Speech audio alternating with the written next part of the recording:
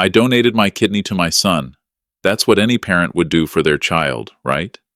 But I never imagined the truth behind it was a plan carefully put together over months.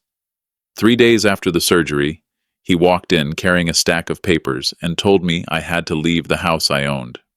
The emotional pain cut deeper than any surgical wound ever could.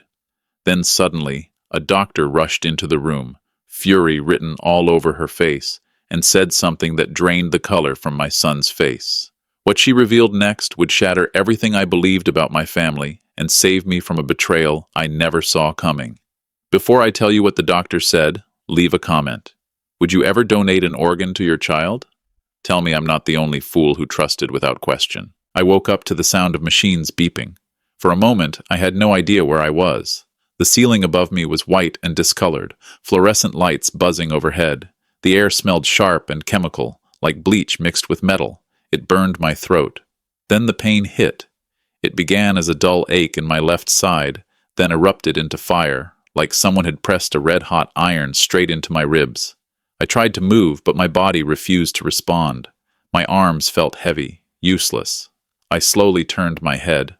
To my right, a machine beeped in a steady rhythm, green lines moving across a black screen. An IV drip hung from a metal stand. To my left, a window. Outside, snow fell in thick, heavy flakes. Winter had locked the world in ice. Everything outside felt distant and unreal. I was in intensive care. The memories came back in fragments. The surgery, the consent papers, the anesthesiologist counting down, and Ethan, my son, holding my hand as they wheeled me away. I remembered his face, pale, eyes red from crying, his fingers gripping mine. "Dad," he whispered, "you're saving my life." I swallowed. My mouth tasted like metal. A thin blanket covered me, yet I was freezing. I looked down. Beneath the hospital gown, the edge of a bandage was visible. White gauze wrapped tightly around my torso. Under it, a long scar ran across my left side, the place where they had taken my kidney. My kidney. For Ethan. My son was dying, kidney failure, advanced stage. He needed a transplant, and I was a match. A perfect match. What kind of father would say no? My fingers trembled as I pressed the call button. A minute later, the door opened. A woman in blue scrubs stepped inside. She looked older, maybe in her 50s, with kind eyes and gray hair pulled back. Her name tag read Linda Harper, RN. "Mr. Wallace," she said gently, "you're awake. How are you feeling?" "Like someone cut me open," I muttered. My voice was rough. She smiled, but it didn't reach her eyes. "That's normal. You came out of surgery yesterday. The pain will ease." Yesterday. I had lost an entire day. "Where's Ethan?" I asked. "Where's my son?" Something flickered across her face just for a moment, then disappeared. "He's recovering on another floor," she said, adjusting the IV and smoothing the blanket. She wouldn't meet my eyes. "He's doing well. Can I see him?" "Not yet. You need to rest." I nodded. It made sense. We'd both just been through major surgery. Of course they'd keep us apart. Ethan was alive. That was all that mattered. My thoughts drifted to the last 5 years, how empty the house had felt after Margaret passed away, how quiet everything became. I had called Ethan so many times, but he was always busy, always somewhere else, until 2 weeks ago when he showed up at my door, pale and shaking, telling me he was sick, that he needed me. And I had said yes, without hesitation, because that's what fathers do. I looked down at the bandage, at the place where part of me was missing. It hurt, but it was worth it. My son would live. That was all that mattered. But when I looked up, Nurse Linda was still standing by the door, watching me. And the look on her face wasn't relief. It was something else. She opened her mouth like she wanted to say something, then stopped, shook her head, and walked out. I stared at the closed door. Something felt wrong, the way she looked at me, like she knew something I didn't, like she pitied me. But why? Outside, the snow kept falling. The machines kept beeping. And somewhere in this building, my son was recovering. At least, that's what I kept telling myself. 2 days passed like slow torture. The first blurred into the second. Doctors came and went. Nurses checked my vitals. Everyone smiled and repeated the same line. "Your son is doing fine, Mr. Wallace. He's resting." I asked everyone, the young doctor with tired eyes, the nurse who brought water, even the staff member who emptied the trash. Where was Ethan? When could I see him? The answer never changed. He's fine. He's resting. Soon. But soon never came. The pain in my side became familiar, a dull ache that sharpened whenever I moved. By the second morning, they helped me sit up, then stand. A physical therapist holding a clipboard told me to take 3 steps. I did. Each one felt like walking across broken glass. I didn't care. I just wanted to see my son. The ward was unnaturally quiet at night. Too quiet. I lay awake listening to the steady hum and beep of machines, watching snow drift past the window. Winter looked beautiful from a distance, clean and untouched, but brutally cold. I thought about Margaret. My wife had died 5 years earlier. Since then, the house felt too big, too empty. I used to sit at the kitchen table and stare at her chair, half expecting her to walk in with a cup of coffee and that smile that always made everything feel safe. She never did. After she passed, Ethan slowly pulled away. He stopped calling. He stopped visiting. I told myself he was grieving, that he needed space. Space turned into months, and months turned into years, until 2 weeks ago when he showed up at my door in tears, saying he was dying, saying he needed me. And for the first time in 5 years, I felt needed again. On the second afternoon, they moved me out of intensive care to a regular room on the 4th floor. It was smaller and quieter, a single bed beside the window.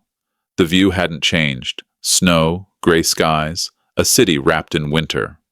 Nurse Linda came in around 3 and helped me into a chair by the window. Her hands were gentle, but her face carried that same troubled expression, like she knew something she didn't want to say. "Nurse Linda," I asked, "when can I see Ethan?" She hesitated, her eyes dropping to her hands. "Your son will visit you tomorrow, Mr. Wallace." Tomorrow. Relief loosened the tightness in my chest. I thanked her. She nodded but didn't smile. She turned toward the door, paused for a moment like she might warn me, explain that look in her eyes. Then she left. I sat by the window as evening fell, watching the city lights flicker on. Christmas lights blinked in the distance, red, green, gold. The world was preparing for the holidays, for families gathering. Tomorrow I would see my son. Tomorrow I would hold him and tell him I loved him, tell him it was all worth it. I smiled for the first time since waking up. Tomorrow. I had no idea tomorrow would destroy everything. The third day arrived under heavy gray skies and falling snow. I'd been awake since dawn, watching the window, waiting. The nurses brought breakfast, but I couldn't eat. My stomach was twisted, not from pain, but from anticipation. Today I would see Ethan. I sat in the chair with my hands folded in my lap, rehearsing what I'd say. That the pain didn't matter. That I'd do it again without hesitation, because that's what fathers do. The clock ticked past 10, then 11, then noon. Just after 12, the door opened and Ethan walked in. For a second, my heart lifted. I tried to stand, reaching for him, but he didn't move toward me. He stood in the doorway wearing a crisp black suit. His hair was styled, his shoes polished. He looked like he was heading into a business meeting, not like someone who'd survived major surgery. I looked at his torso, his side, searching for the bandage. There was nothing. "Where's your bandage?" I asked. He didn't answer. He just stared at me with eyes that felt cold and empty. Then I saw them. 2 people stepped in behind him. A woman in a dark suit, late 30s, carrying a black leather briefcase, and a younger blonde woman scrolling on her phone. "Ethan," I said slowly, "who are these people?" The woman in the suit stepped forward with a sharp, professional smile. "Mr. Wallace, my name is Claire Montgomery. I'm your son's attorney." Attorney. The word hit me like a slap. "Attorney?" I repeated. Claire opened her briefcase and pulled out a thick envelope, placing it on the bed beside me. "This is an eviction notice, Mr. Wallace." I stared at the envelope, then at her, then at Ethan. "I don't understand." "You signed ownership of your home over to your son before the surgery," Claire said calmly. "The property now belongs to him." The words didn't make sense. "No," I said. "Those were medical consent forms." Read the fine print, Dad, Ethan replied flatly. My hands shook so badly I couldn't open the envelope. Ethan, I whispered, what's happening? You're being moved to Sunrise Senior Living, he said. It's a care facility. I've already paid for 6 months. A care facility. He was putting me in a nursing home. Something broke inside me, quietly, like ice cracking under pressure. But I gave you my kidney, I said, my voice barely audible. I saved your life. Ethan tilted his head, and for the first time I saw something flicker in his eyes. Amusement. What about your surgery? I asked. What about your kidney? He smiled, but there was no warmth in it. There was no surgery for me, Dad. The room tilted. The walls seemed to close in. I couldn't breathe. What? I was never sick. The blonde woman behind him, Tiffany, finally looked up from her phone and smirked. I stared at Ethan, at the boy I'd taught to ride a bike, the man I'd just given part of my body to save, and all I saw was a stranger. Why? I whispered. He shrugged. Because I could. My chest felt hollow, like everything that mattered had been scooped out. My kidney, my home, my son, all gone. Claire cleared her throat. Mr. Wallace, I suggest you review the documents. She handed me a business card. I didn't take it. It slipped from her fingers and fell to the floor. Ethan turned to leave. Tiffany followed, still scrolling. Claire snapped her briefcase shut, and just like that, they were gone. I opened my mouth to scream, to beg, but no sound came out. Before the door could close, it flew open again. A woman stormed into the room wearing a white coat over blue scrubs, dark hair pulled back tightly, her face burning with fury. She wasn't looking at me. She was staring straight at Ethan. Stop right there, she said, her voice cutting through the room like a blade. Ethan froze, fear flashing across his face. I'm Dr. Rebecca Stone, she said, head of transplant surgery at this hospital. Ethan straightened his shoulders. Doctor, this is a private family matter. Organ trafficking is never private, Mr. Wallace. The words hung in the air. I didn't understand. I looked at Dr. Stone, then at Ethan. What are you talking about? I asked. Dr. Stone's expression softened when she turned to me, but only slightly. Your son was never sick, Mr. Wallace. Wallace. The name didn't register at first. It bounced off my mind like a stone skipping across water. What? I whispered. Dr. Stone continued calmly. He falsified his medical records. I shook my head. No, the tests. The doctor said he had kidney failure. She didn't hesitate. Those doctors were paid. The records were fabricated. I looked at Ethan, waiting for him to deny it. He said nothing. But I saw the tests, I whispered. You saw forged documents. My hands tightened around the armrests until my knuckles turned white. Then where is my kidney? I asked. Dr. Stone answered without pause. It was transplanted into another patient, Jonathan Langford, a man who was actually dying. The name meant nothing to me, but the way she said it made my stomach drop. Ethan finally spoke. This is ridiculous. Dr. Stone pulled a tablet from beneath her coat. There's no record of you ever being admitted here, Mr. Wallace. No blood work, no dialysis appointments. She turned the screen toward him. There was nothing. Ethan's face drained of color. Claire stepped forward. Dr. Stone, I don't believe my client committed fraud. Against his own father, Dr. Stone replied. Against this hospital, against federal law. I couldn't breathe. The room felt like it was closing in. What? I whispered. Dr. Stone turned to me, and for the first time I saw real pity in her eyes. Money, Mr. Wallace. Your son sold your kidney for $500,000. $500,000. The number felt unreal, too large to exist. I looked at Ethan. Is that true? He didn't answer. He stared at the floor.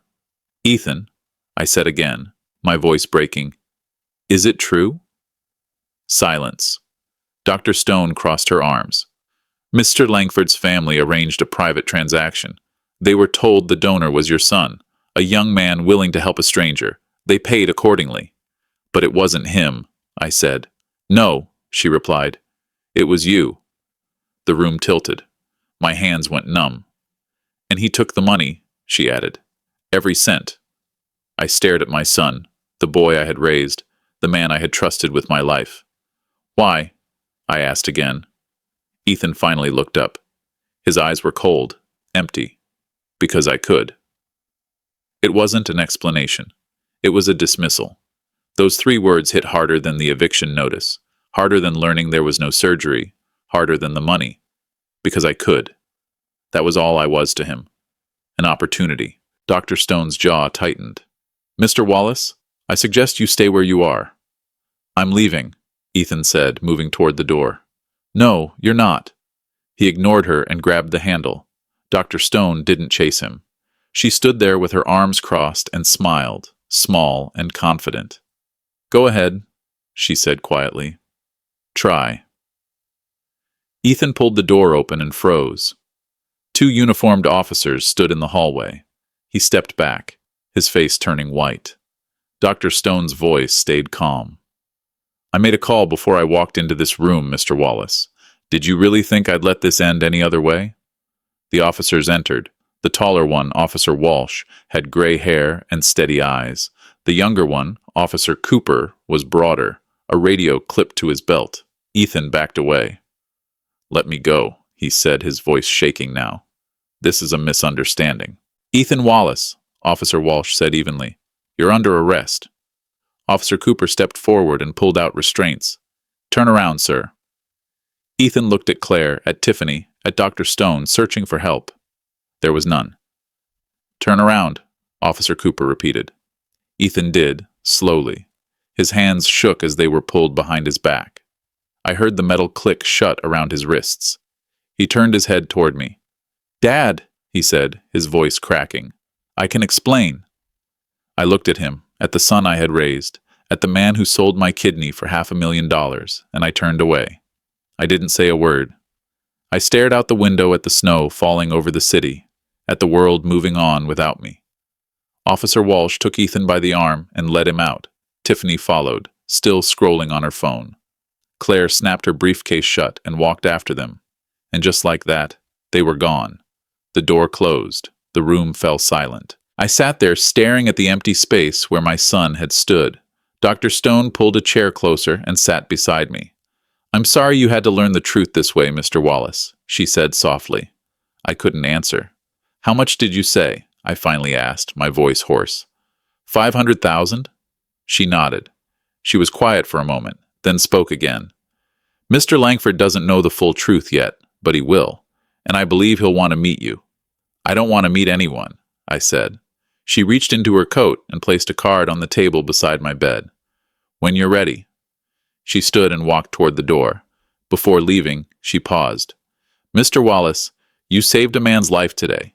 Whether you meant to or not, that matters. Then she was gone. I sat alone in the quiet room. The machines beeped softly. The snow kept falling. Somewhere in this city, my son was being taken away. I stared at the doorway where Ethan had stood and realized something. I had lost him long before today, long before the surgery, long before he showed up at my door 2 weeks ago. I just hadn't known it. 2 days later, a stranger walked into my room. He wore an expensive suit. His face was thin and pale, but his eyes were clear, alive. He stopped at the foot of my bed and said 3 words that changed everything. You saved me. I knew who he was before he even finished speaking. Everyone in the city knew Jonathan Langford, tech billionaire, philanthropist, the man whose company employed thousands, and the man who now carried my kidney. He looked thinner than the photos I'd seen. His movements were careful, measured, like someone who understood pain, but his eyes were sharp and sincere. Behind him stood a younger man in a dark coat, quiet and watchful. His name, I would later learn, was Walter Mason. Mr. Wallace, Jonathan said softly, may I sit? I nodded. He lowered himself into the chair beside my bed, moving slowly. For a moment, neither of us spoke. I was told the donor was your son, Jonathan said finally. A young man who wanted to help anonymously. I looked away. My son only wanted to help himself.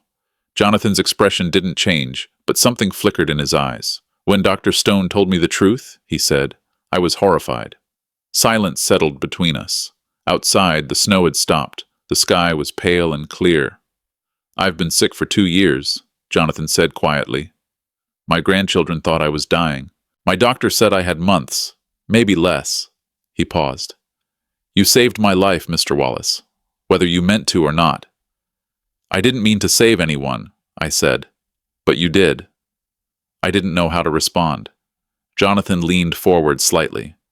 I know you don't have a home to return to, he said, but I do. And my grandchildren need a tutor, someone patient, someone who understands what it means to teach. I stiffened. I don't want charity, Mr. Langford. This isn't charity, he replied firmly. This is gratitude, and maybe a second chance for both of us. I studied him. This man didn't owe me anything. I hadn't chosen to save him. I'd been lied to, manipulated, used. And yet here he was, offering me something I hadn't realized I needed. A place, a purpose. Walter stepped forward and placed a business card on the table beside my bed. When you're ready, Mr. Wallace. Jonathan stood, wincing slightly. Think about it. You don't have to decide today. But I think we both knew I already had. I looked at this stranger who owed me nothing and everything, and for the first time in days, I felt something other than betrayal. I felt possibility. I'll think about it, I said. Jonathan smiled. That's all I ask. He left quietly, Walter following behind.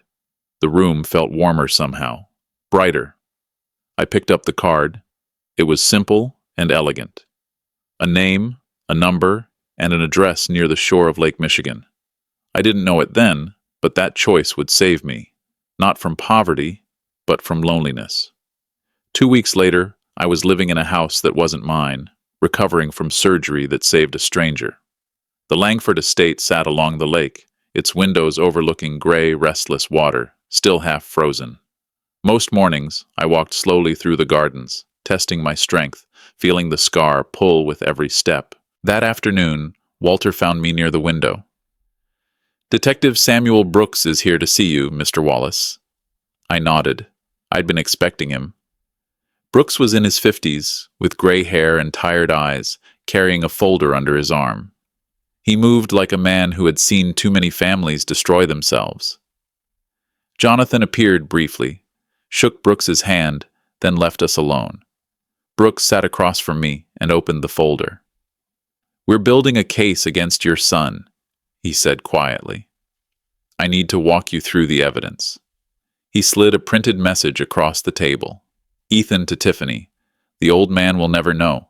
Easiest money I've ever made. The words blurred in front of me. Brooks continued. We have a timeline showing your son began planning this 6 months ago.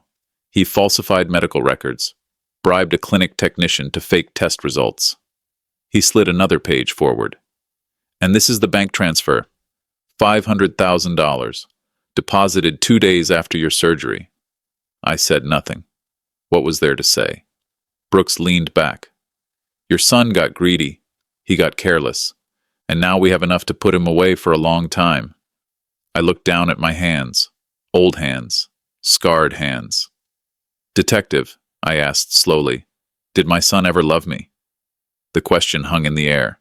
Brooks was quiet for a long moment, then sighed. I don't know, sir, but I know he didn't respect you. I nodded. It was the answer I expected. Maybe the only honest one. The trial is set for 3 months from now, Brooks said. Will you testify? I looked again at the scar along my side, at the life I'd given away without knowing it. I will, I said. Brooks studied me. It won't be easy. You'll have to face him in court. I know, I replied. But some truths need to be spoken. Brooks closed the folder. At the door, he paused. Your son is going to prison, Mr. Wallace. The evidence is clear. I nodded. Good, I said quietly. He left, and the house felt colder. 3 months felt like 3 years. When the day finally arrived, I was ready. Or at least I thought I was. The courtroom was colder than the rain outside. I stepped through the doors of the county courthouse and felt every eye turn toward me. The gallery was full. Reporters, strangers, people who had read about the case. At the defense table sat my son. Ethan wore a dark suit. His hair was neat. He looked normal, respectable. He looked like a liar. The judge sat at the bench, silver-haired and stern. The prosecutor stood at the lectern, posture sharp and unforgiving. And behind me, seated quietly, was Jonathan Langford. He didn't speak. He didn't need to. The prosecutor began. Your Honor, the evidence in this case is overwhelming. Emails, text messages, bank records, all pointing to a deliberate scheme to defraud a father by his own son. Dr. Stone took the stand. The defendant was never sick, she said clearly. He fabricated his medical records. He bribed a clinic technician.